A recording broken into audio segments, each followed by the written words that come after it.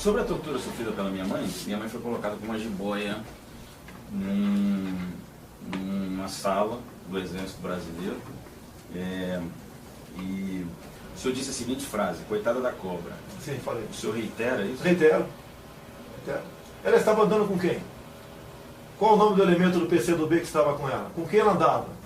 Você conhece o mini manual de guerrilha do Carlos Marighella? Diz aqui: executem os generais, matem os policiais. Tá? Que promovam ações que levem o terror, pânico junto à sociedade. Esse é o líder Dilma Rousseff. E líder, me desculpe, de pessoas como a tua mãe. Me desculpe. O povo brasileiro não sabe o que é ditadura. Vá na Polônia e pergunte o que é ditadura para aquele povo lá. Não, o Brasil nunca teve uma ditadura aqui. Nunca teve. Nunca passou perto de uma ditadura. Ditadura é não votar para presidente, para governador, prefeito de capital e 1/3 do Senado? Isso é ditadura?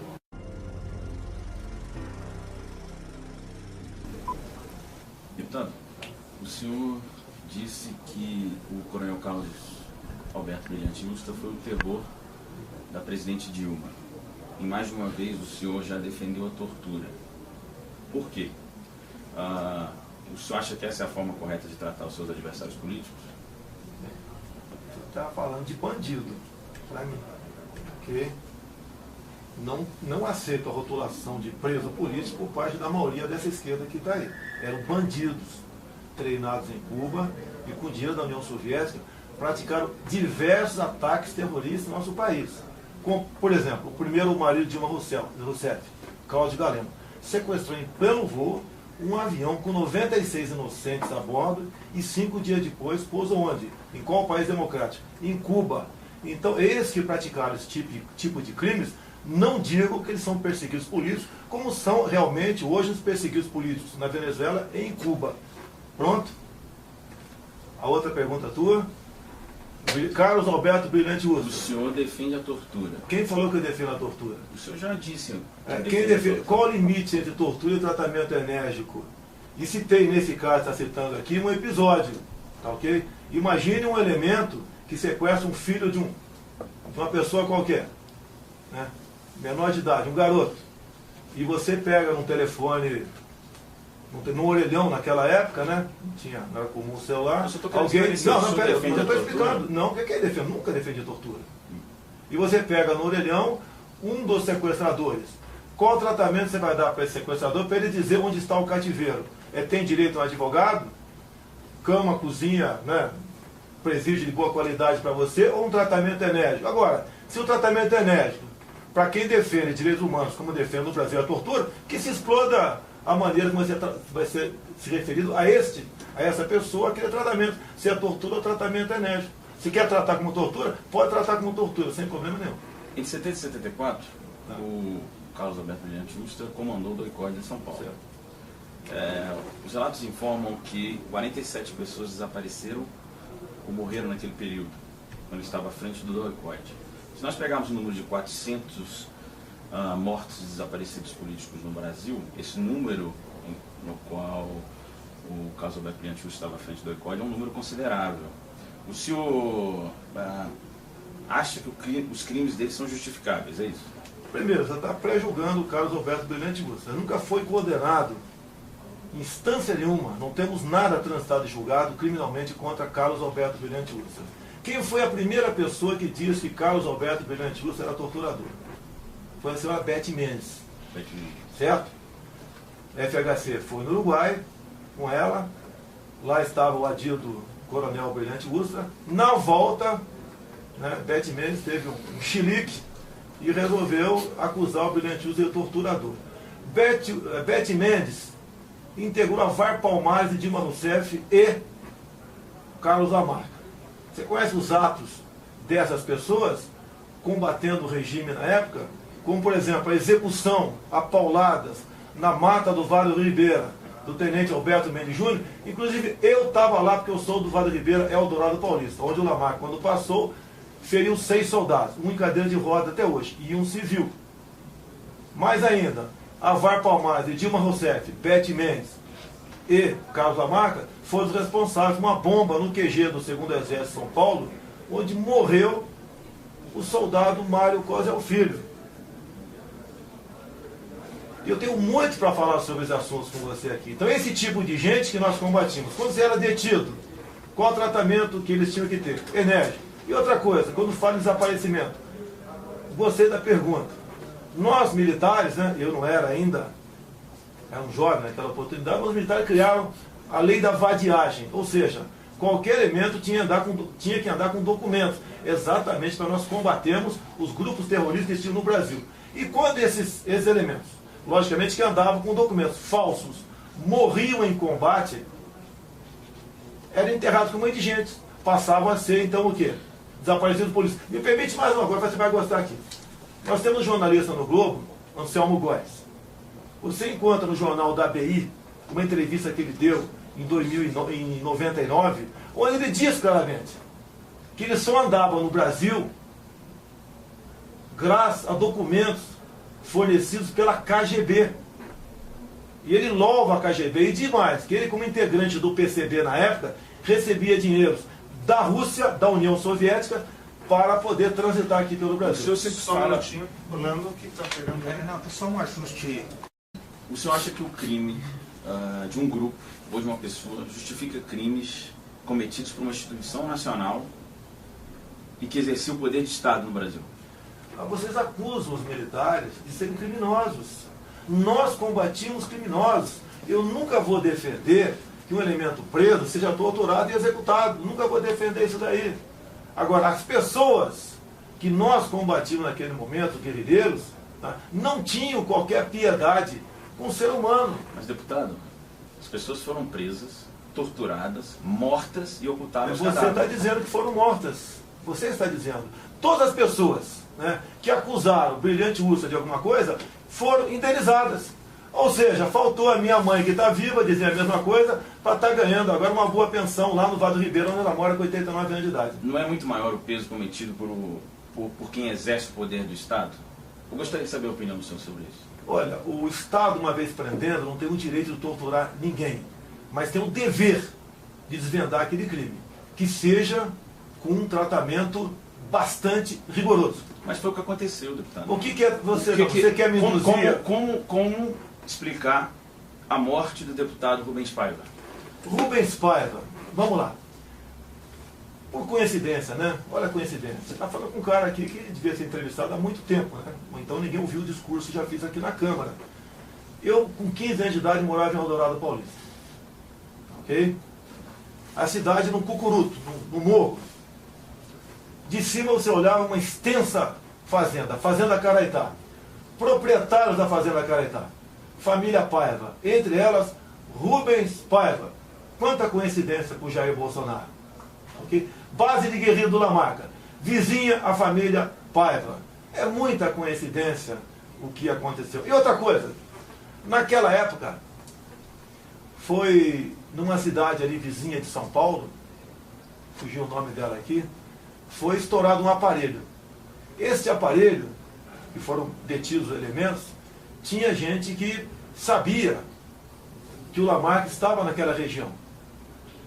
A cidade de Itapecerica da Serra. E vou falar para você, vou chegar lá. Você não pode conduzir aquilo que eu estou te respondendo. Você pergunta, eu te respondo. Então é o seguinte, 3 foram detidos ali.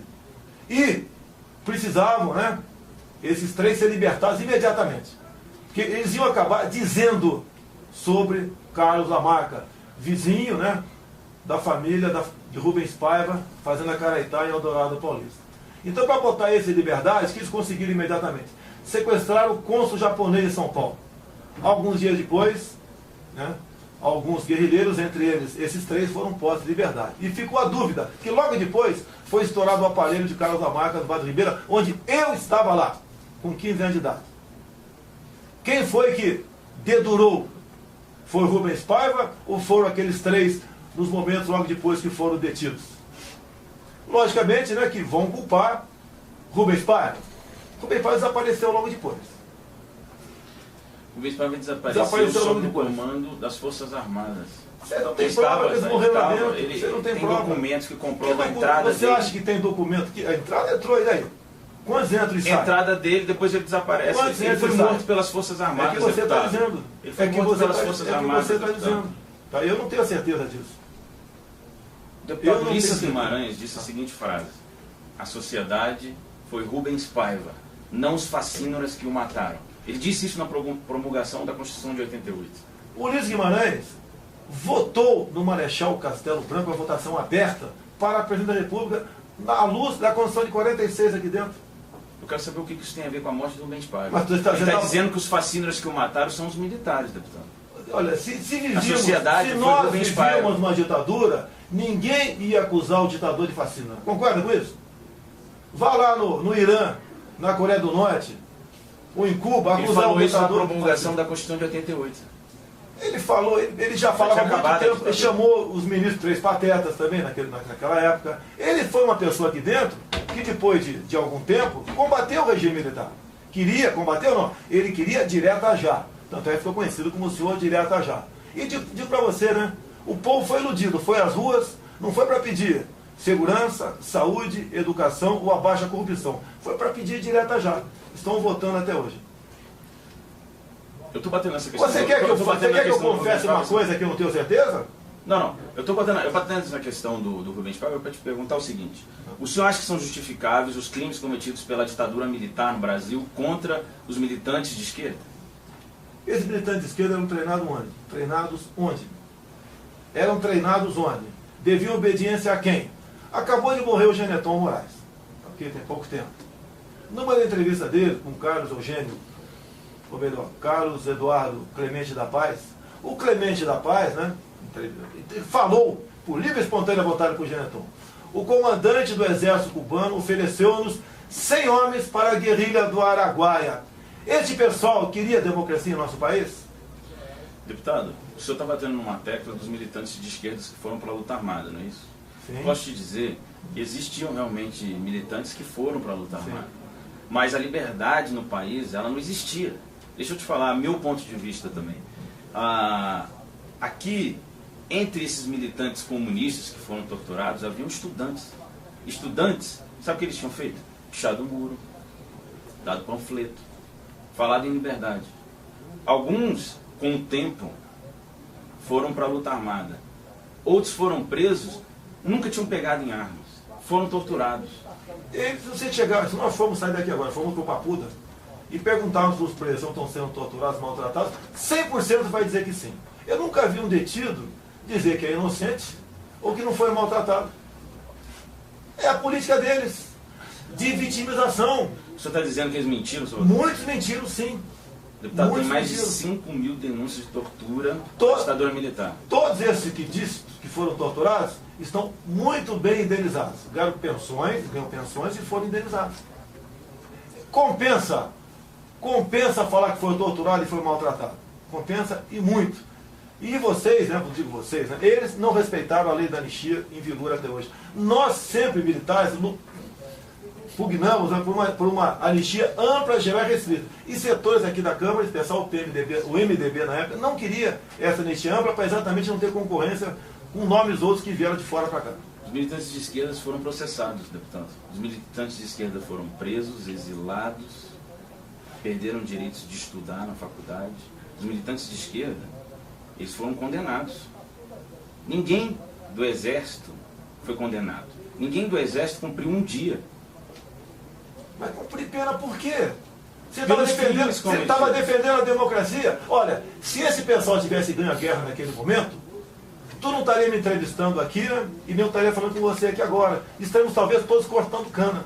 E vivendo com $20 por mês, que é o salário que recebe o povo cubano. Esses militantes todos hoje que estão vivos, amam Fidel Castro, amam o seu regime. Mas inclusive, falando... deixa eu terminar aqui, depois você fala. Inclusive, eu tenho visto na imprensa, vários jornais, quase todos, tratam Fidel Castro como ex-presidente e Figueiredo como ex-ditador.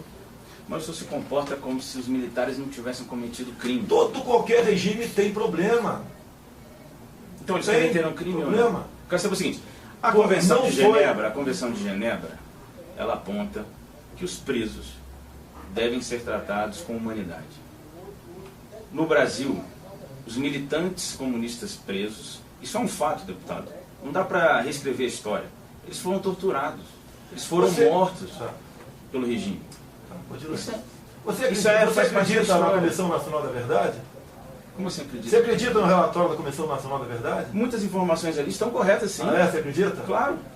Quem foram os 7 integrantes? Todos fizeram parte de um movimento ou de esquerda no passado. Todos. Que isenção tem essa comissão? Eu comparei a Comissão Nacional da Verdade àquela cafetina que queria escrever a sua biografia. Escolheu 7 prostitutas. E as prostitutas chegaram à conclusão que a cafetina tinha que ser canonizada. Essa foi a Comissão Nacional da Verdade de Dilma Rousseff. Não tinha nenhum nosso lá para fazer o contraponto. Nenhum. E escreveram, reescreveram a história como bem entenderam. E agora, na análise da conjuntura do PT, que eles escreveram, uma das suas penitências foi que não mudamos a tempo os currículos militares. Com o quê? Com o relatório da Comissão Nacional da Verdade. Desculpa, deputado, assim, deixa eu te falar. Alguns militares disseram que participaram da tortura. Alguns militares foram, inclusive, na Comissão da Verdade, que o senhor está falando, e contaram lá que torturaram, que mataram. Isso foram os próprios militares que disseram. Não, você está falando daquele coronel de Nova Iguaçu do Rio de Janeiro, esse que logo depois apareceu morto? Sim, Paulo Malhães. Logo depois apareceu morto. Maluco aquele cara. Outros militares já maluco. Falaram. Você está falando que o que ele inventou? Ele, maluco. Não é que morreu depois. Alguém está interessado. Foi executado logo depois. Algumas semanas depois do depoimento dele. Alguém está preocupado como ele foi executado? Ou agora, né, tem um exame de cidadania mental nele, vale as besteiras que ele falou lá. O senhor acha que ele está mentindo? O senhor acha que ele estava mentindo? Nós evitamos, eu não fiz parte, eu sou prazo de 73, não fiz parte da luta armada, não sei, em 70 como civil e voluntário, nas matas do Vale do Ribeira. Nós evitamos que o Brasil fosse comunizado. Lula mesmo, né? Então, se o senhor, Lula, Lula há pouco tempo na Venezuela, presidente. O que ele falou, na Venezuela pode faltar tudo, menos democracia. Lula, há pouco tempo também como presidente, sugeriu que as Farc criassem um partido político, o exemplo que o PT fez aqui. É este pessoal que lutava por democracia? É esse pessoal que lutou por democracia? Deputado, as Forças Armadas tomam o poder em 1964. Não tomou, não. Se eles tivessem devolvido... Eu te pergunto... Se eles tivessem devolvido ao país as eleições em 65, todos nós, brasileiros, sabíamos quem ganharia aquela eleição. Juscelino Kubitschek. Eu te pergunto... Eu quero saber o seguinte, o Juscelino Kubitschek era uma ameaça comunista para o país? Claro que não. Eu te pergunto, quando é que os militares assumiram o poder no Brasil? Por que eles não... Que dia foi que os militares assumiram o poder no Brasil? 64. Não, que dia foi? O senhor sabe. Não, você responde. Dia 1º de março. 1º de março. O João Goulart foi caçado aqui em 2 de abril. Sim, mas eu quero saber o seguinte. Foi o 1º de março, isso mesmo? Sim. Não foi 31 de março, não? 31 de março, desculpa. Ah, tá, tudo bem. Não foi 31 de março também. 31 de março o presidente era o João Goulart. 1º de abril o João Goulart. O Congresso só tornou vago aqui, declarou vaga, a vacância, no dia 2 de abril, por aclamação. E depois, dia 11 de abril, é que o Congresso, com voto de Ulisses Guimarães, com voto de Juscelino Kubitschek, elegeu Castelo Branco presidente. Deputado, se os militares tivessem devolvido ao país as eleições de 65, não teria sido melhor? Se a esquerda naquela época não tentasse tomar o país e que queria impor uma ditadura aqui, não haveria 2 de abril de 64, nem 31 de março de 64. E nem 15 de abril de 64, quando Castelo Branco foi eleito. Então você está pegando uma história, como sempre fazem comigo, o caso Maria do Rosário, daqui para frente, quando eu dei aquele toco nela, o que ela falou antes não interessa. O que a esquerda começou a fazer em 61, o PCdoB já mandava jovens universitários, esses jovens docentes que você se referiu agora há pouco, para a Real Academia Militar de Pequim, para estudar o quê? Em 61, em Pequim, na China, para estudar o quê? A sua preocupação é com o que eles estudavam e a ligação deles com o comunismo, não é isso? Não há nenhuma dúvida. Não, sim, então tá. Qual era o temor de devolver ao país as eleições de 65 se o JK era a pessoa que ganharia aquela eleição? O JK foi inclusive apoiado pelos militares. Tá, né? Sim, o povo tinha total liberdade no Brasil. O povo ordeiro, de bem, trabalhador, honesto. 99,9% da população tinha toda a liberdade em nosso Brasil. O Congresso não fez a devida asepsia, não expurgou quem tinha que expurgar. Teve aqui o paternalismo. Tá? E o militar, ele não era o senhor absoluto da situação. 90% dos ministros eram civis. Casa Civil, os militares eram os ministros militares, a Casa Militar e o chefe do ENFA. Não tinha liberdade de imprensa no Brasil. Deixa eu te falar. Tem um caso específico que eu fiz uma reportagem uma vez, que eu conheci um rapaz no interior do Brasil, que ele sofreu de meningite naquele período. Por quê? Porque os militares não davam notícia ruim. Tinha uma epidemia de meningite no Brasil, e a ditadura escondia isso para não dar uma notícia ruim. E o que aconteceu? Esse rapaz pegou meningite e é um deficiente hoje no interior do Brasil. Eu contei essa história na revista Época. O senhor está falando que tinha liberdade para a população, mas essa história não é verdade. Tá? Olha só, a saúde no Brasil está uma maravilha atualmente. Pô. O PT e PMDB agora, né? O PSDB também está uma maravilha a educação no Brasil. Pegou um cara que tem meningite para contar uma história. Tá? Não, mas agora, teve uma epidemia, isso é um fato. Teve uma epidemia naquele período. Censura, mas não tem limite. Tivemos de dengue epidemia também aqui agora.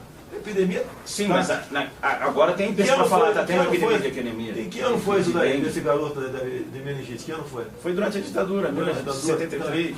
Você queria o que? Naquela época, a própria imprensa, né? Eu, por exemplo, nesse ano, 73, eu estava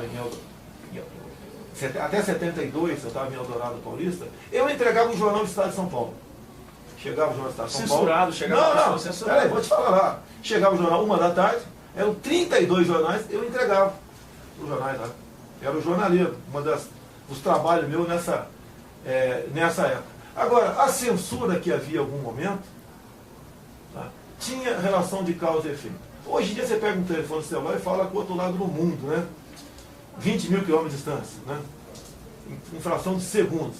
Naquela época, existiam sequestros de autoridades em andamento, planos mais mirabolantes possíveis de tomada de poder. Inclusive eu defendo o Pinochet, você não quer que eu fale isso aqui agora? Quando o Pinochet assumiu em 73, tinham 30 mil cubanos lá dentro. Queria que ele assumisse com flores para restaurar a democracia em seu país. Então, naquele tempo, muitas informações eram dadas por certos jornalistas, que inclusive os militares não tiraram das redações. E aquela matéria naquele dia não podia sair, ou no dia seguinte, 2 dias depois podia sair. Algumas matérias, para exatamente evitar que alguém fosse executado em cativeiro, entre outras coisas. Agora, pega as matérias censuradas da época e mostra hoje em dia, para mostrar o que foi censurado. Tem muitos jornalistas que diz que de brincadeira ou de sacanagem, linguagem que eles usam hoje em dia, que publicavam receita de bolo só para sacanear os militares. Se fosse uma ditadura, não teríamos apenas um jornal Grama aqui, não aquela infinidade de jornais que nós tínhamos no Brasil. O senhor acha que o senhor representa o pensamento dos militares que estão na ativa e não podem dizer? O senhor acha que essas suas defesas são aquilo que pensam a maioria dos militares que estão na ativa? Eu só entro em qualquer local, quer seja civil ou militar, convidado. Ok? Eu não vou num quartel não sendo capitão do exército, não sendo convidado. Ok? E sou convidado para todos os eventos. Quando vou, o tratamento é excepcional. Ok? Qualquer que seja a unidade da Marinha, Aeronáutica e Exército. É também das entidades civis, quando eu vou. Então, um tratamento excepcional para comigo. Eu tenho orgulho de ser deputado federal. E eu não sou honesto da boca para fora. Honestidade não é virtude, é dever. Devolvi em 2014 200 mil reais que a Friboi botou na minha conta. Fui citado por Joaquim Barbosa como o único deputado da base aliada que não foi comprado pelo PT. Não votei a reeleição do FHC. 200 mil reais na época. Não foi disso que eu perguntei. Então, olha só. Saber se o senhor representa esse pensamento que o senhor está falando. Representa. Não isso que o senhor está dizendo. Aqui, ó. Por que vocês temem esse livro aqui?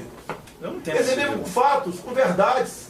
São fatos. Não é um livro de poema aqui.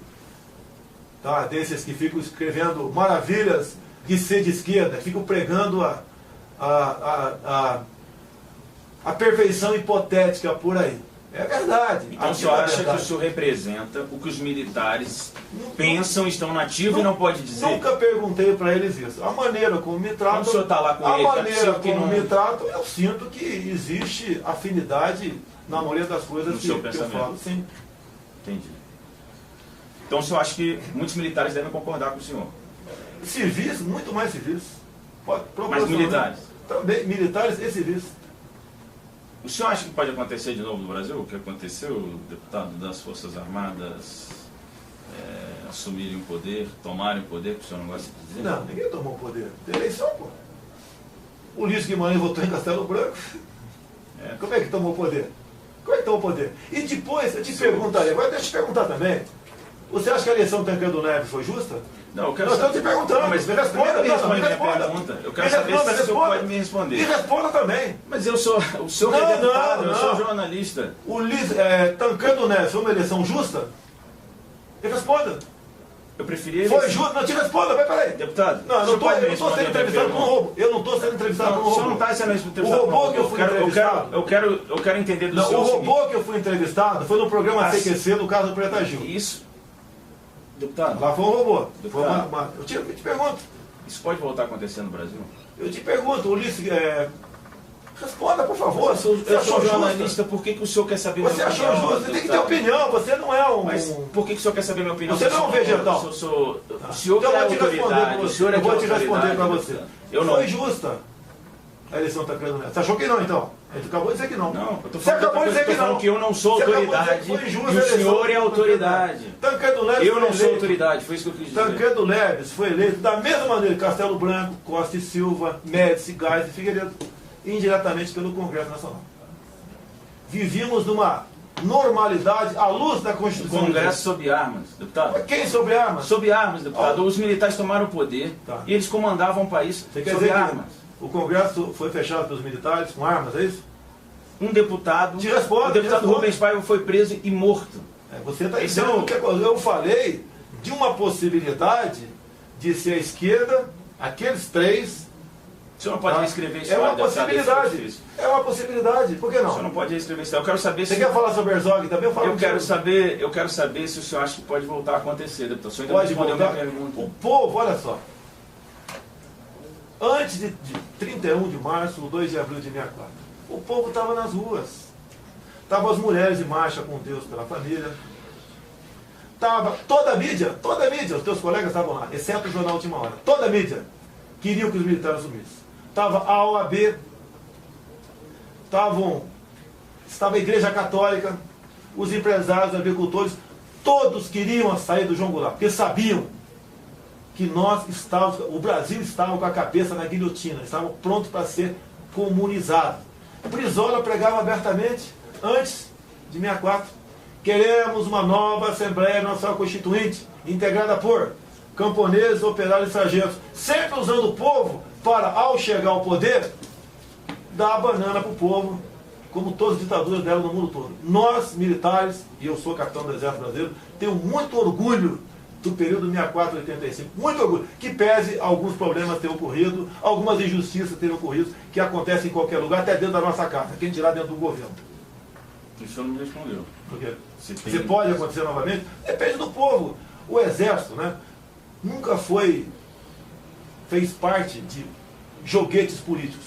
Ele sempre foi instrumento da vontade popular. Quem disse isso para o Geneton Moraes foi o ex-ministro Leônidas Pires Gonçalves. Então o senhor acha que pode? Não sei. Eu, pela minha democracia, pela minha liberdade, eu faço qualquer coisa.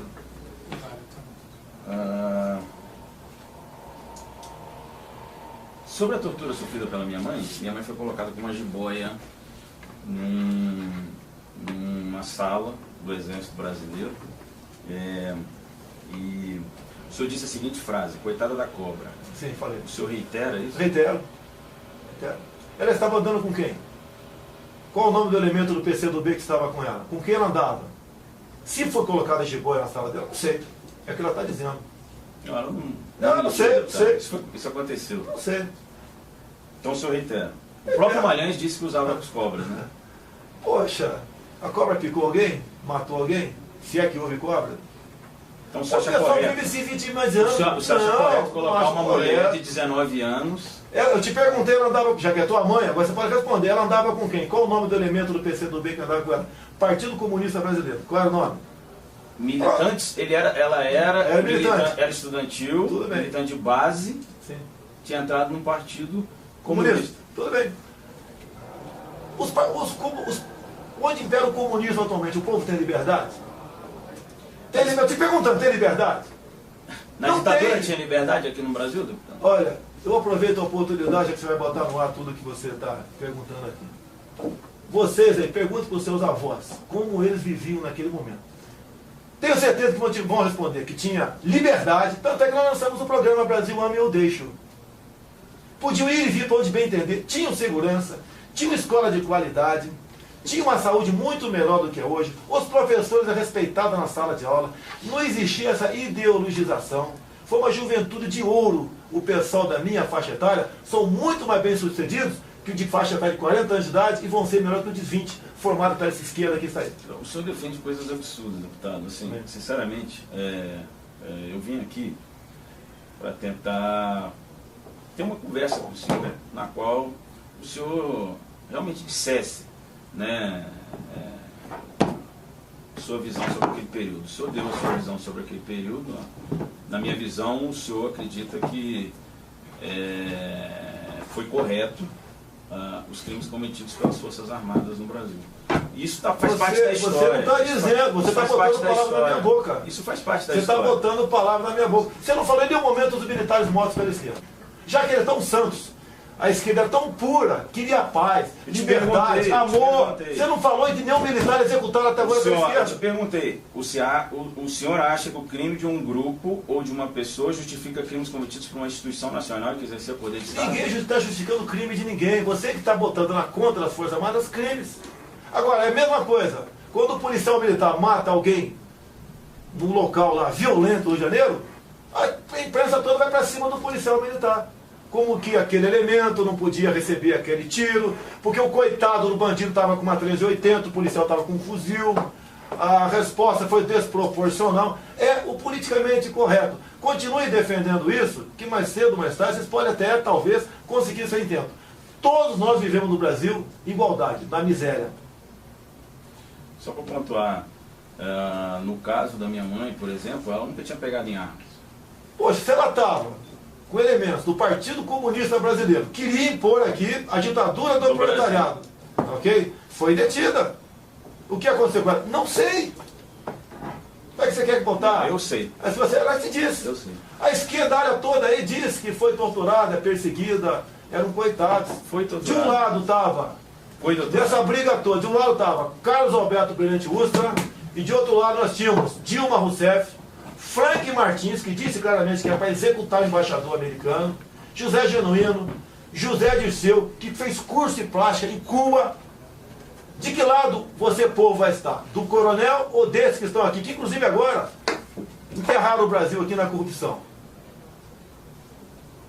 Para usar o termo do tempo, para mim foi um golpe aquilo que ocorreu. Tá? Eu quero só pontuar aqui que quando o senhor coloca que os militares eram democratas, lutando pela democracia, isso é uma mentira histórica, isso já está nos livros de história. Infelizmente, né? Os livros do MEC. Já está no livro de história.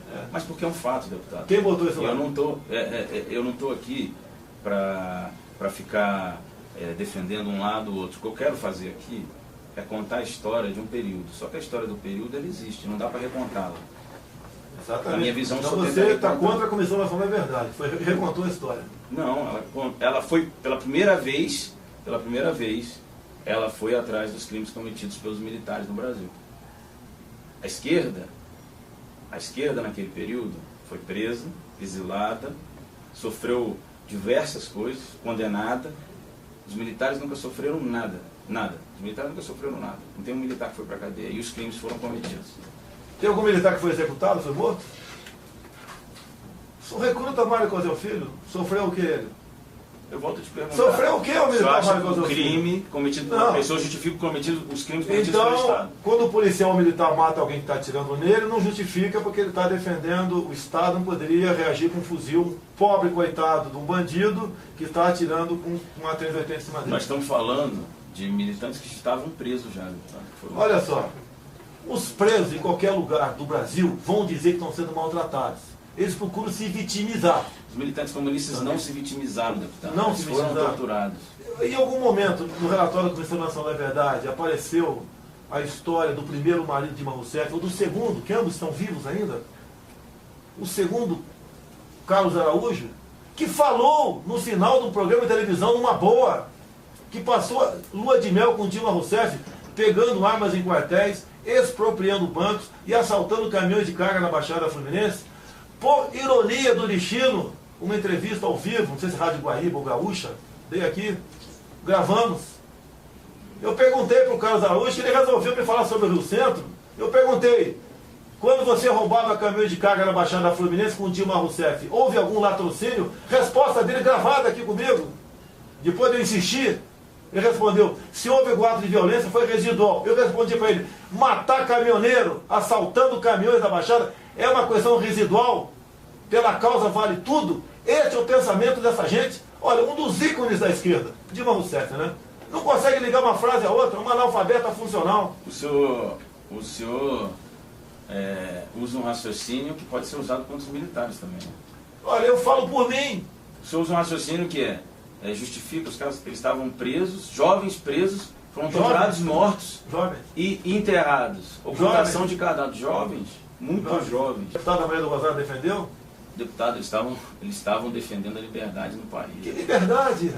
Estavam. Assim como o Santiago estava agora no Rio Centro há poucos meses, né? Explodiu aquela bomba e matou. O Santiago não. O Santiago teve a sua cabeça explodida por 2 militantes. Estavam defendendo a democracia também.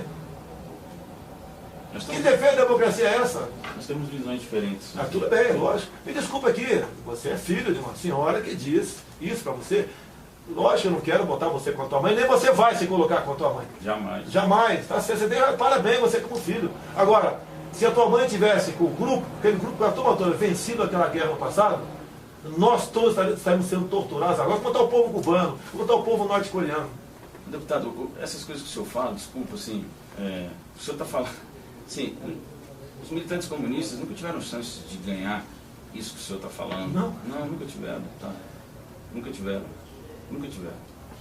Qual era a chance de 70 militantes comunistas na guerrilha do Araguaia de vencer o quê? Olha só, você tem hoje em dia mais de 10 mil que recebem pensão. Isso é um Eu fato. com 10 mil na mão, eu com 10 mil tomo o Brasil. Eu com o capitão Jair Bolsonaro, com 10 mil disposto a fazer o que eles dizem que estavam dispostos, o que eles dizem que passaram, tortura e resistiram, eu tomo o Brasil com 10 mil. E essa é a minha preocupação. É por isso que eu acho absurdo que o senhor defende. Deixa eu te falar. Por que eu acho absurdo que o senhor defende? Porque o senhor está defendendo que se eles tivessem tomado poder, eles iam torturar, fazer, acontecer, mas eles não tomaram poder. Eles iam apenas funilar. Eles não tomaram poder. O que nós sabemos que tomou o poder foi as Forças Armadas. Isso está na história. E o que eles fizeram, isso também está na história, foi torturar, matar, ocultar cadáver, ferir pessoas, brasileiros. Nós estamos falando de brasileiros. Os quartéis foram feitos para proteger brasileiros, não para matar, torturar e ocultar cadáver. Tem famílias que nunca receberam seus mortos, deputado.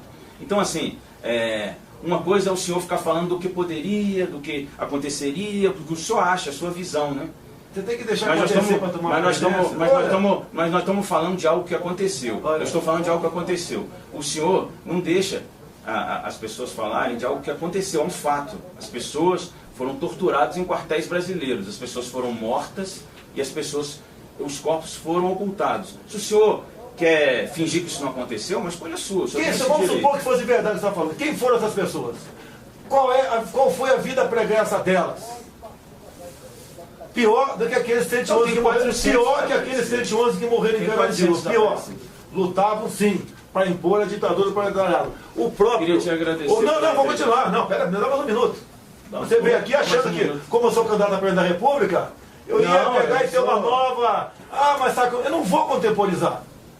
Você conhece o mini manual de guerrilha do Carlos Marighella? Diz aqui: executem os generais, matem os policiais. Tá? Que promovam ações que levem o terror, pânico junto à sociedade. Esse é o líder Dilma Rousseff. E líder, me desculpe, de pessoas como a tua mãe. Me desculpe. Mas estamos falando aqui de um passado que ninguém quer de volta. Porque esse passado voltando, corremos o risco de ter no Brasil imposto aqui uma ditadura do proletariado. A exemplo de Cuba, a exemplo da Coreia do Norte e como vem acontecendo na Venezuela atualmente. Nós não podemos brincar com o passado. foram mais de 100 militares e civis inocentes mortos pela esquerda do passado. E vocês da esquerda não fizeram reflexão sobre isso.